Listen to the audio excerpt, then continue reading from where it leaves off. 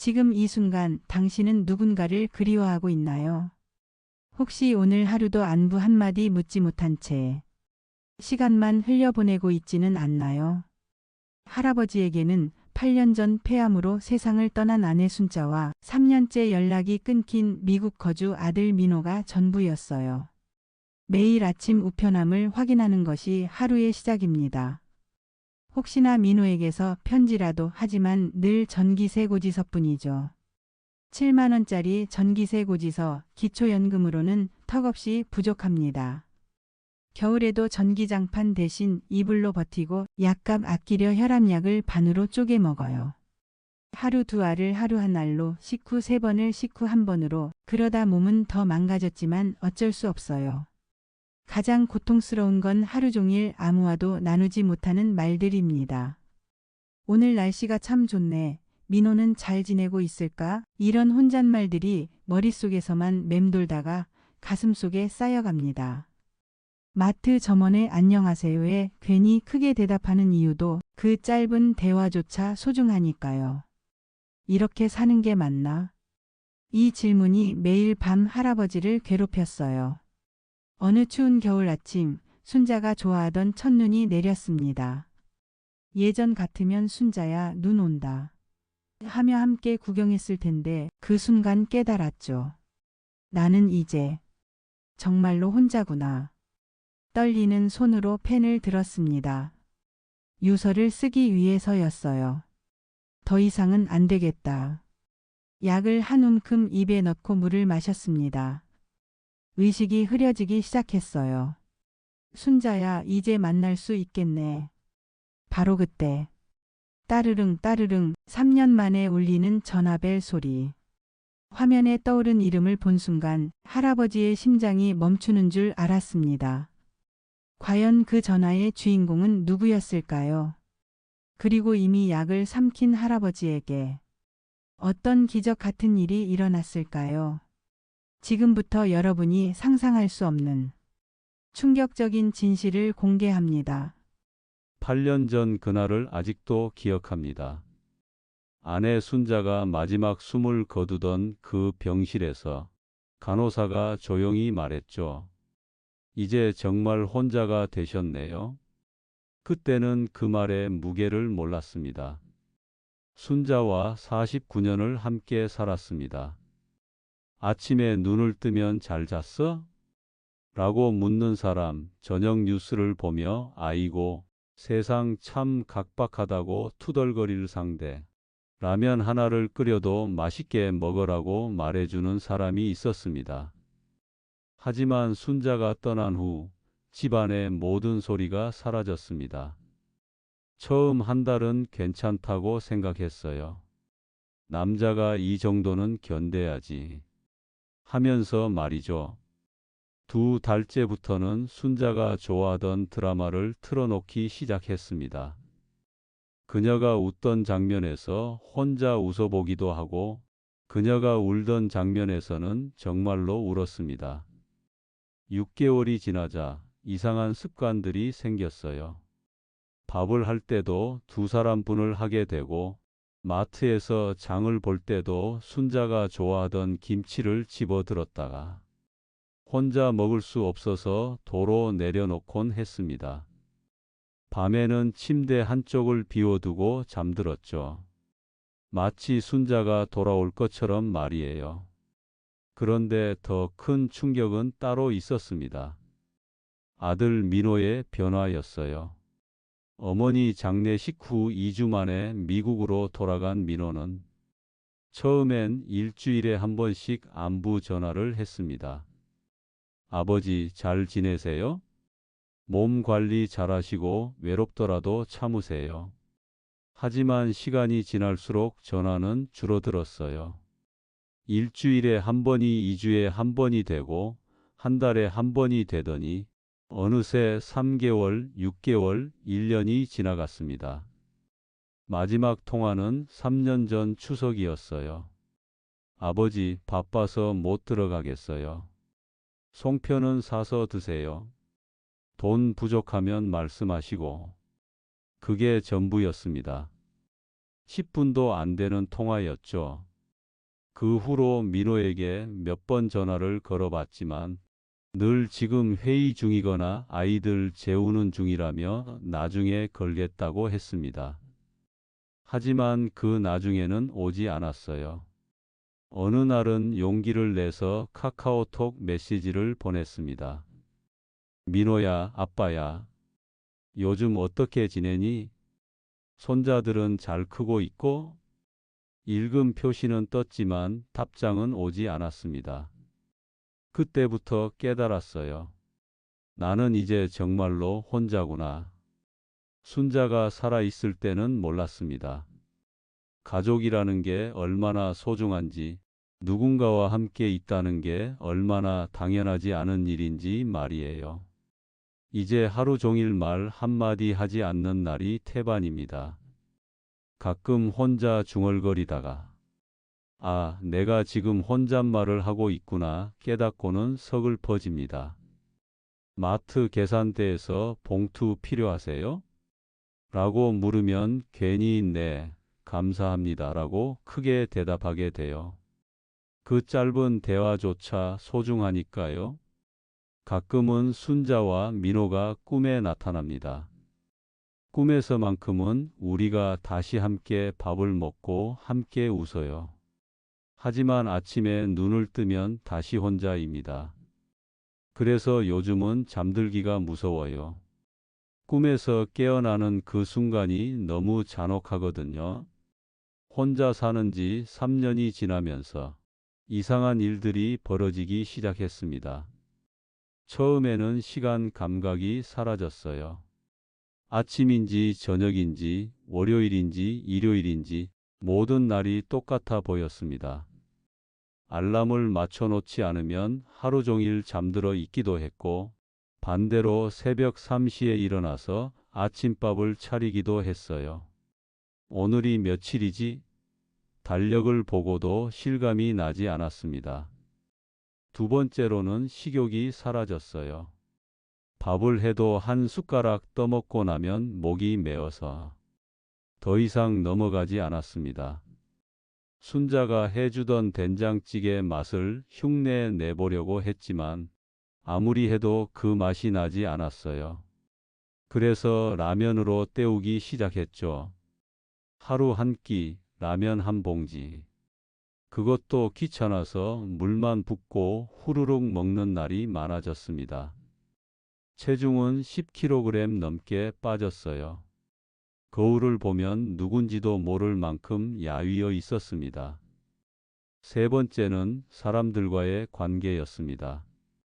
아파트 옆집 할머니가 가끔 안녕하세요 인사를 건네면 괜히 미안해서 고개만 숙이고 지나갔어요. 내가 너무 초라해 보일까봐, 냄새가 날까봐 그런 생각들이 머릿속을 채웠거든요. 점점 사람 만나는 게 무서워졌습니다. 동네 정육점 사장님이 요즘 많이 마르셨네요. 고기 좀 사가세요 라고 말하면 그게 동정으로 들렸어요. 불쌍한 혼자 사는 노인 취급받는 기분이었죠. 그래서 장도 새벽이나 늦은 밤에 보게 됐습니다. 사람들과 마주치지 않으려고 말이에요. 네 번째는 건강이었습니다. 혈압약, 당뇨약, 관절염약 한 달 약값만 20만 원이 넘었어요. 국민연금과 기초연금을 합쳐도 한 달에 60만 원 남짓. 월세 30만 원에 공과금 10만 원을 빼고 나면 약값과 최소한의 생활비로도 빠듯했습니다. 그래서 약을 반으로 쪼개 먹기 시작했어요. 하루 2알이라고 적힌 혈압약을 하루 1알로, 식후 3번이라고 적힌 소화제는 식후 1번으로, 그러다 보니 몸은 더 안 좋아졌죠. 어지럼증이 심해져서 화장실 가다가 넘어진 적도 있었어요. 그때 바닥에 쓰러져서 생각했습니다. 만약 내가 여기서 죽으면 누가 알까? 다섯 번째는 정신적인 변화였어요. 혼자 있는 시간이 길어지면서 자꾸만 이상한 생각들이 떠올랐습니다. 내가 왜 살고 있지? 누구를 위해서 이렇게 버티고 있는 거지? 내가 죽어도 누가 슬퍼할까? 이런 생각들이 머릿속에서 맴돌기 시작하면 하루 종일 거기서 벗어날 수 없었어요. 가끔은 순자에게 말을 걸어보기도 했습니다. 순자야, 나 어떻게 하면 좋을까? 너무 외로워. 물론 대답은 오지 않았죠. 그럴 때마다 내가 미쳐가고 있는 건 아닌가 하는 두려움이 밀려왔습니다. 여섯 번째는 희망의 상실이었어요. 처음에는 민호가 언젠가는 연락할 거야. 명절에는 들어올 거야 라고 기대했습니다. 하지만 시간이 지날수록 그 기대조차 사라졌어요. 설날에도 추석에도 내 생일에도 연락은 오지 않았습니다. 작년 생일날은 특히 기억에 남아요. 혹시나 해서 하루 종일 핸드폰을 옆에 두고 기다렸거든요. 밤 12시가 되어서야 깨달았죠. 아, 올해도 혼자구나. 그날 밤 처음으로 차라리 죽는 게 나을까? 하는 생각을 진지하게 해봤습니다. 일곱 번째는 사회로부터의 소외감이었어요. 세상은 너무 빠르게 변해가는데 나는 그 속도를 따라잡을 수 없었습니다. 스마트폰 사용법도 어렵고 인터넷 뱅킹도 모르겠고 병원 예약도 이제는 앱으로만 된다고 하니까 포기하게 됐어요. 나는 이제 이 세상에 필요 없는 사람이구나 하는 생각이 들었습니다. 여덟 번째는 절망의 일상화였어요. 매일 아침 눈을 뜨면서 오늘도 또 하루를 견뎌야 하는구나 하는 생각이 들었습니다. 살아있는 게 아니라 그냥 견디고 있는 느낌이었어요. 샤워하기, 양치하기, 밥 먹기, 모든 일상이 짐처럼 느껴졌습니다. 왜 이렇게까지 해서 살아야 하지? 이런 질문에 답할 수 있는 사람은 아무도 없었어요. 그리고 어느 추운 겨울날 아침, 창밖을 보니 눈이 내리고 있었습니다. 순자가 좋아하던 첫눈이었어요. 예전 같으면 순자야, 눈 온다 하며 함께 창가에 서서 구경했을 텐데, 그때 문득 깨달았습니다. 나는 이제 정말로 혼자구나. 그리고 이 외로움은 죽을 때까지 끝나지 않을 거야. 그 순간 마음속 깊은 곳에서 어떤 결심이 서기 시작했습니다. 더 이상은 안 되겠다. 그날 아침은 유난히 조용했습니다. 평소보다 일찍 잠에서 깬 저는 침대에 누워 천장을 바라봤어요. 새벽 5시, 아직 해도 뜨지 않은 시간이었죠. 그런데 묘하게 마음이 평온했습니다. 오늘은 마지막 날이구나. 그렇게 생각하니까 오히려 편안해졌어요. 더 이상 내일을 걱정하지 않아도 되겠구나. 전기세 고지서를 보며 한숨 쉬지 않아도 되겠구나. 민호의 전화를 기다리며 핸드폰만 바라보지 않아도 되겠구나. 침대에서 일어나 거실로 나갔습니다. 평소 같으면 대충 입던 옷을 그날은 정성스럽게 골라 입었어요. 순자가 사준 마지막 셔츠, 결혼식 때 입었던 정장 바지. 거울 앞에 서서 머리도 단정히 빗어 넘겼습니다. 마지막인데 좀 깔끔하게 해야지. 그리고 책상 앞에 앉아 편지지를 꺼냈어요. 한 장, 두 장, 뭘 써야 할지 몰라서 한참을 그냥 앉아 있었습니다. 첫 번째 편지는 민호에게였어요. 민호야, 아빠다. 내가 이 편지를 받을 때쯤이면 아빠는 이미 쓰다가 지웠습니다. 너무 원망스러운 말들이 나올 것 같아서요. 다시 썼어요. 민아, 아빠가 먼저 간다. 너를 원망하지 않는다. 다만 가끔은 아빠를 생각해 주었으면 좋겠다. 손자들에게 할아버지가 있었다고 말해주렴. 사랑한다. 짧은 편지였지만 쓰는 내내 눈물이 떨어져서 글씨가 번졌어요. 두 번째 편지는 아파트 관리사무소에 였습니다. 안녕하세요. 1004호에 살고 있는 박정수입니다. 제가 스스로 생을 마감하게 되었습니다. 번거롭겠지만 제 몸을 발견하시면 112에 신고해 주시기 바랍니다. 월세는 이번 달까지 내었으니 걱정하지 마세요. 그동안 신경 써 주셔서 감사했습니다. 세 번째 편지는 순자에게였어요. 순자야, 보고 싶었어. 8년 동안 혼자 있으려니까 너무 힘들었다. 이제 너 있는 곳으로 갈게. 기다리고 있지? 천국에서 다시 만나자. 편지를 다 쓰고 나니 오전 9시가 되어 있었어요. 이상하게 배가 고팠습니다. 마지막 식사를 뭘 할까 생각해 보니 순자가 해주던 계란말이가 떠올랐어요. 냉장고를 열어보니 달걀 3개가 있었습니다. 그래, 순자 생각하면서 먹자. 계란말이를 만들어 먹는데 자꾸 눈물이 나왔어요. 맛도 제대로 모르겠고 목도 메어서 삼키기 힘들었지만 그래도 다 먹었습니다. 오후 12시 약을 준비했어요. 혈압약, 당뇨약, 수면제, 소화제, 그동안 아껴 먹느라 남아있던 약들을 모두 꺼내 놓았습니다. 작은 그릇에 하나씩 담으니 생각보다 많았어요. 이 정도면 충분하겠지. 물컵도 옆에 준비해 두었습니다. 오후 1시 마지막 정리를 시작했어요. 쓰레기통을 비우고 설거지를 깨끗이 하고 바닥도 걸레질했습니다.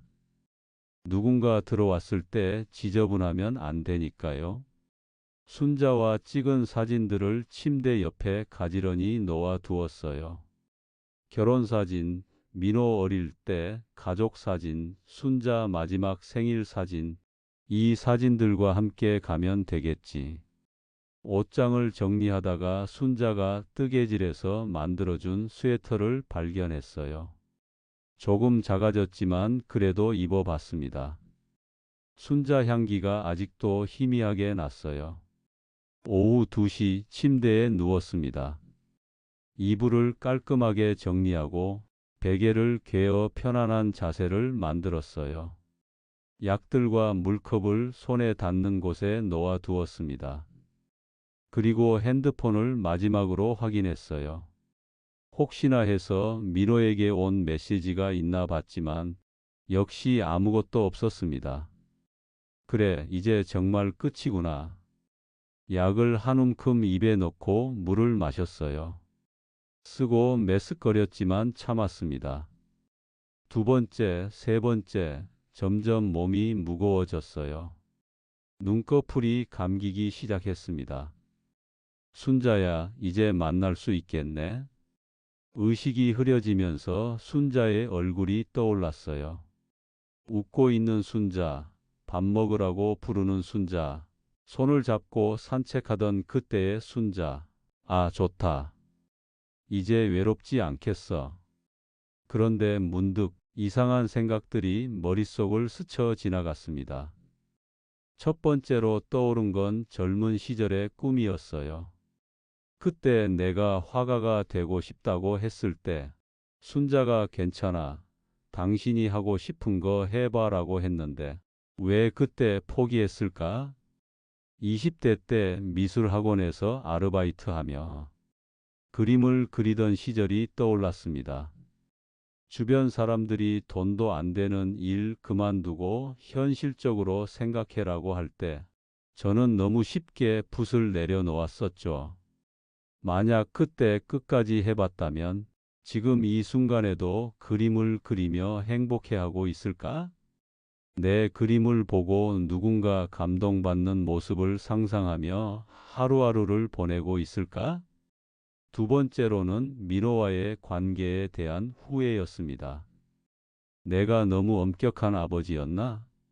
민호가 중학생일 때 성적 때문에 혼냈던 그날, 아이가 울면서 아빠는 나를 사랑하지 않아라고 했을 때 왜 그냥 안아주지 못했을까? 그때 저는 사랑하니까 혼내는 거다라고만 말했었죠. 하지만 민호가 정말 듣고 싶었던 건 괜찮다. 아빠가 항상 내 편이야 라는 말이었을 텐데, 만약 그때부터 민호와 친구처럼 지냈다면 지금도 우리는 매일 전화하며 서로의 일상을 나누고 있을까? 손자들도 할아버지를 더 친근하게 여기고 있을까? 세 번째로는 순자와의 추억에 대한 아쉬움이었어요. 순자가 여행 한번 가보자고 했을 때 왜 맨날 돈 아껴야 한다고만 했을까? 순자는 제주도 여행을 꿈꿨었어요. 유채꽃밭에서 사진도 찍고 바닷가에서 손잡고 산책도 하고 싶다고 했었죠. 하지만 저는 나중에 여유 생기면이라고만 말했습니다. 그 나중에는 결국 오지 않았어요. 순자가 아프기 시작하면서 여행은 불가능해졌고, 결국 그 꿈은 이루지 못한 채 순자가 떠나버렸죠. 만약 그때 순자 손을 잡고 그래, 내일 당장 가자라고 했다면 지금 이 순간에도 그때의 행복한 기억들이 나를 웃게 만들어주고 있을까? 이런 생각들이 꼬리에 꼬리를 물고 이어지니까 갑자기 가슴이 먹먹해졌어요. 나는 정말 제대로 살았나? 아니면 그냥 시간만 흘려보낸 건가? 하지만 동시에 이런 생각도 들었습니다. 그래도 순자와 49년을 함께했고, 민호를 키워서 좋은 사람으로 만들었고, 성실하게 일하며 가족을 부양했으니까, 그것만으로도 의미 있는 삶이었던 거 아닐까? 의식이 더욱 흐려지면서 마지막으로 이런 생각이 들었어요. 지금 이 영상을 보고 있을 누군가도 나처럼 후회하며 살지 말았으면 좋겠다. 하고 싶은 일이 있다면 지금 당장 해보고, 사랑하는 사람이 있다면 오늘이라도 안아주고, 가고 싶은 곳이 있다면 내일이라도 떠나길. 그때였습니다. 따르릉, 따르릉 핸드폰이 울렸어요. 처음에는 무시하려고 했습니다. 어차피 보험회사나 스팸 전화겠지 하면서요. 하지만 계속 울렸어요. 따르릉, 따르릉, 따르릉. 희미해지는 의식 속에서도 그 소리는 계속 들렸습니다. 손이 떨리면서도 핸드폰을 집어들었어요. 화면을 보는 순간 심장이 멈추는 줄 알았습니다. 민호. 3년 만에 보는 그 이름이었어요. 떨리는 손으로 통화 버튼을 눌렀습니다. 여보세요? 아버지세요? 그 목소리를 듣는 순간 세상이 다시 돌아오는 것 같았어요. 아버지, 죄송해요. 갑자기 아버지 생각이 나서요. 민호의 목소리에 눈물이 쏟아졌습니다. 약기운으로 어지럽긴 했지만 그 말 한마디가 제 몸 전체를 깨우는 것 같았어요. 민호야. 아버지, 왜 목소리가 그래요? 어디 아프세요? 아니다, 괜찮다. 그냥 너무 반가워서.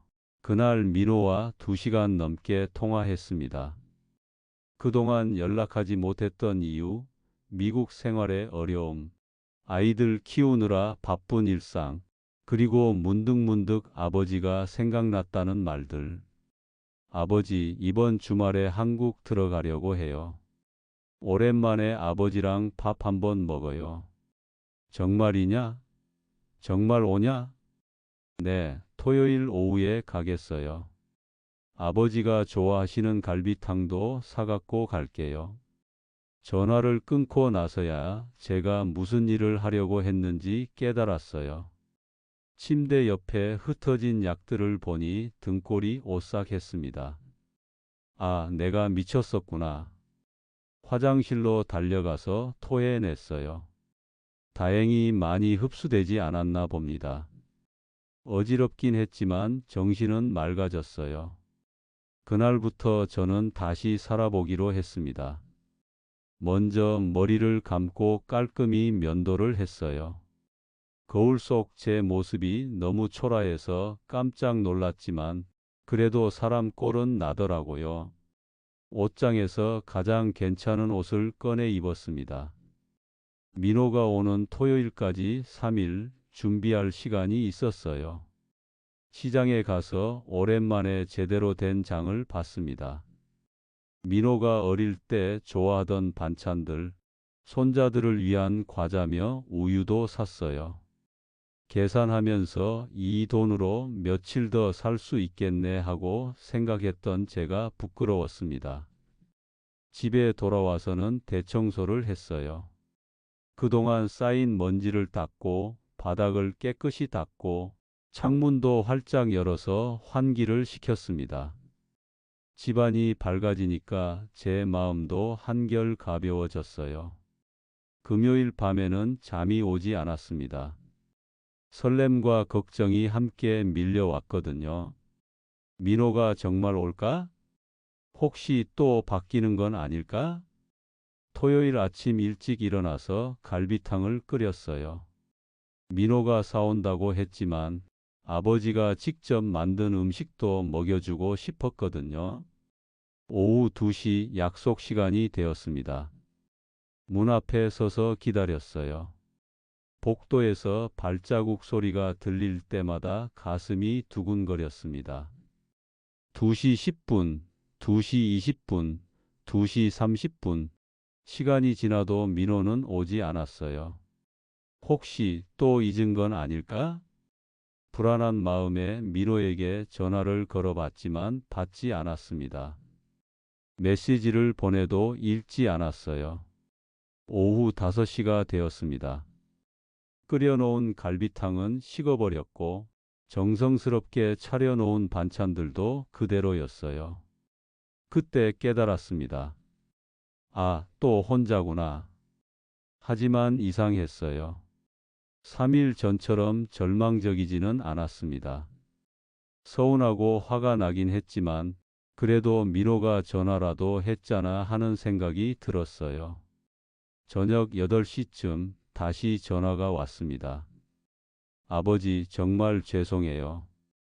비행기가 연착되어서 지금 공항에 있어요. 내일 오전에 갈게요. 괜찮다. 천천히 와라. 그날 밤 침대에 누워서 생각했어요. 사람은 완전히 혼자가 아니구나. 누군가 나를 기억해주고 있고 가끔이라도 생각해주는 사람이 있다면 그것만으로도 살아갈 이유가 되는구나. 일요일 아침 민호가 왔습니다. 3년 만에 보는 아들의 모습에 또 눈물이 났어요. 함께 밥을 먹으면서 많은 이야기를 나눴습니다. 그동안의 서운함도 외로웠던 시간들도 털어놓았어요. 아버지, 앞으로는 자주 연락드릴게요. 한 달에 한 번씩은 꼭 전화 드리고 1년에 2번은 들어올게요. 고맙다. 그것만으로도 충분하다. 민호가 떠난 후 저는 다시 유서를 꺼내 봤어요. 그리고 찢어서 쓰레기통에 버렸습니다. 내일이 있구나. 나에게도 내일이 있어. 지금도 여전히 혼자 살고 있습니다. 여전히 외롭고 가끔 우울해지기도 해요. 하지만 이제 알았습니다. 완전한 절망은 없다는 걸, 누군가 나를 기억해주는 한 포기하면 안 된다는 걸, 한 달에 한 번씩 오는 민호의 전화가 제 삶의 이유가 되었어요. 그 전화를 받기 위해서라도 건강해야 하고 씩씩하게 살아야 한다고 생각합니다. 여러분, 지금 누군가 외롭게 지내고 계신 분이 있다면 10초만 시간을 내어 안부 인사 한마디 해주세요. 당신의 그 작은 관심이 누군가에게는 살아갈 이유가 될 수 있습니다. 박정수 할아버지와 같은 상황에 계신 분들께 말씀드리고 싶습니다. 혼자가 아닙니다. 당신을 기다리는 따뜻한 손길들이 분명히 있어요. 먼저 가장 가까운 곳부터 시작해 보세요. 동주민센터에 전화 한 통만 하시면 됩니다. 혼자 살고 있는데 외롭다고 말씀하시면 담당자가 직접 찾아가서 필요한 서비스를 연결해 드려요. 노인 맞춤 돌봄 서비스를 통해 일주일에 한두 번 생활지원사가 직접 방문합니다. 안부를 묻고 말벗이 되어드리고 병원에 함께 가기도 해요. 응급 상황에 대비한 안전장치도 무료로 설치해 드립니다. 경제적으로 어려우시다면 기초연금 신청하세요. 소득 하위 70%에 해당하시면 월 최대 3, 40여만 원까지 받으실 수 있어요. 갑작스러운 의료비나 생활비가 필요하시면 긴급복지지원제도도 있습니다. 대안적 십자사에서는 자원봉사자들이 정기적으로 안부를 확인하고 생필품도 전달해 드려요. 독거노인종합지원센터에서는 그림 그리기, 노래교실 같은 프로그램도 운영하고 있어서 새로운 친구들도 만나실 수 있어요. 혼자 드시기 힘드시다면 밥상공동체복지재단에서 따뜻한 도시락을 직접 배달해 드립니다. 단순한 식사 배달이 아니라 매일 안부를 확인하는 소중한 시간이 되어 드릴 거예요. 전화번호를 기억해 두세요. 보건복지상담센터 129번은 24시간 언제든 상담받으실 수 있어요. 독거노인종합지원센터는 1661-2129번입니다. 스마트폰 사용이 어려우시다면 주민센터에서 직접 방문해서 신청을 도와드리기도 해요. 무엇보다 중요한 건 부끄러워하지 마시라는 것입니다. 도움을 요청하는 것은 약함이 아니라 용기예요. 우리 사회는 당신을 혼자 두지 않을 거예요. 박정수 할아버지처럼 극단적인 선택을 생각하고 계신다면 지금 당장 129번에 전화하세요. 당신의 삶은 소중합니다. 아직 쓰여지지 않은 내일의 이야기들이 기다리고 있어요. 그리고 이 영상을 보고 계신 시청자 여러분도 기억해 주세요. 주변에 혼자 지내시는 어르신이 계시다면 작은 관심 하나가 누군가의 삶을 바꿀 수 있습니다. 늦지 않았습니다. 지금이라도 손을 내밀어 주세요. 보건복지상담센터 129번 24시간 독거노인종합지원센터 1661-2129 자살예방 상담전화 1393번